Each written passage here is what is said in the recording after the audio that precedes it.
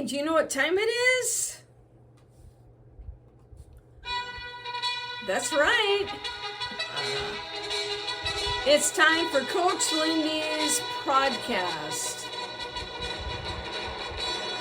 The podcast to get you moving. Hi, I'm Lindy Hutchinson, a certified life mastery consultant with the Brave Thinking Institute. As a life coach, I help others transform their life as I have mine. It's not easy, but it is possible, and it most certainly is worth it. Each week, I'll share insights that inform, inspire, and ignite in you your desire to create a life that you love. So let's find out what's going on this week. Greetings. So here's a name for you. Ruth Fertel, if I'm saying it right. Does that ring any bells with you? Sound familiar? No? Okay, how about Ruth Chris?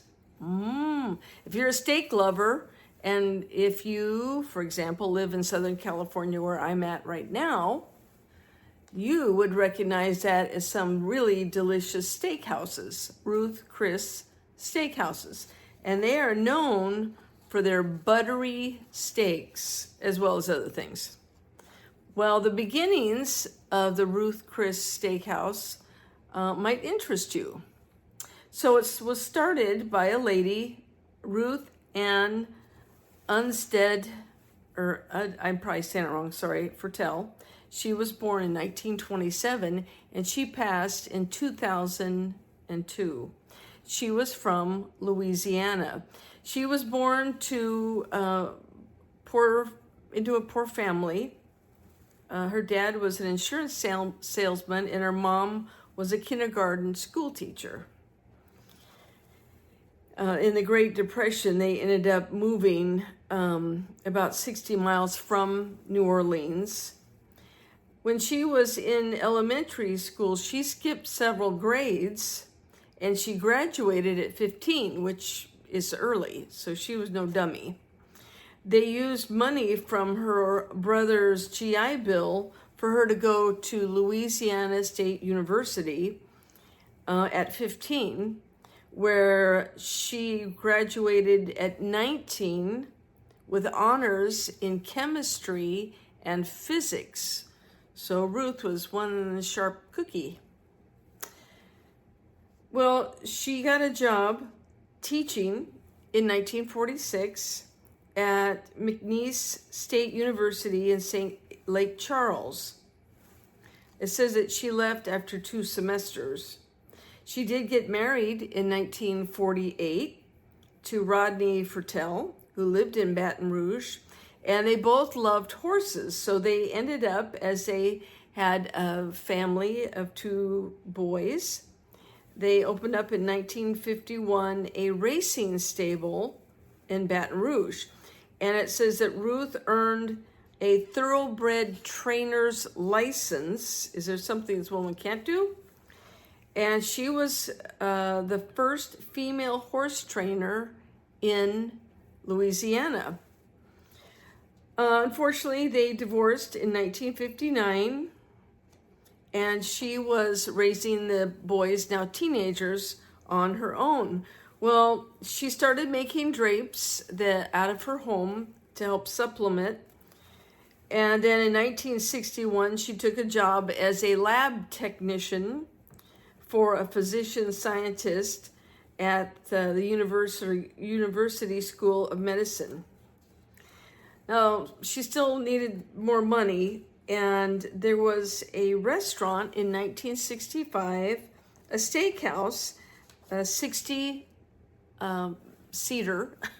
restaurant, and New Orleans, and they opened it originally on the day that she was born, so she took it as a sign that she was supposed to own this restaurant. Now, did she know anything about the restaurant business? No, not a thing. But as we see, Ruth was no dummy, and she wasn't afraid to jump in and make things happen. She already knew physics and science and how to train thoroughbred horses. So, and she made drapes. So why not cook some steaks, right? So she mortgaged, she took a loan out against her house.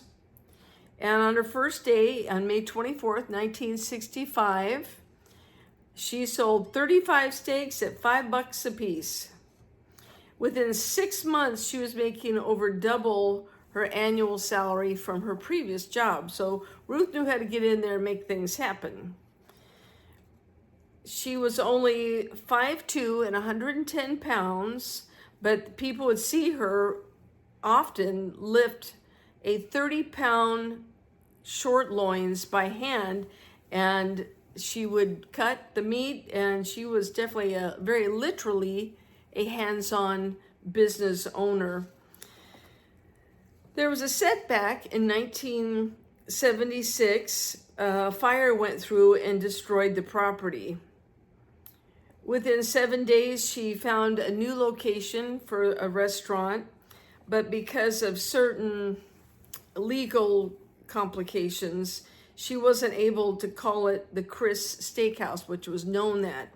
So to get around that, she told Fortune magazine in an interview, that's when she added her name, because it was called Chris Steakhouse, which she kept all those years.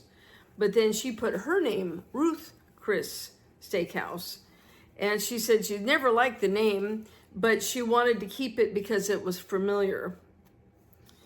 So she agreed in 1977 to start franchising. And she ended up going public in 2005. And she is now, well, she passed away, I'm sorry, in 2002. But she is in, her restaurants are in 21 countries and worth hundreds of millions of dollars.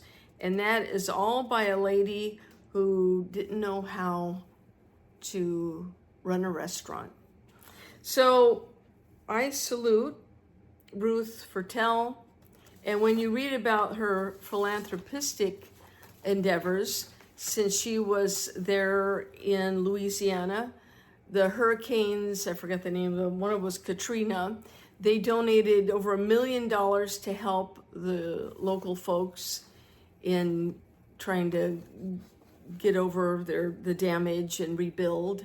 And also, she was very much into education. So there's a long list of credits that she has earned in her foundations, have earned to help support people in learning.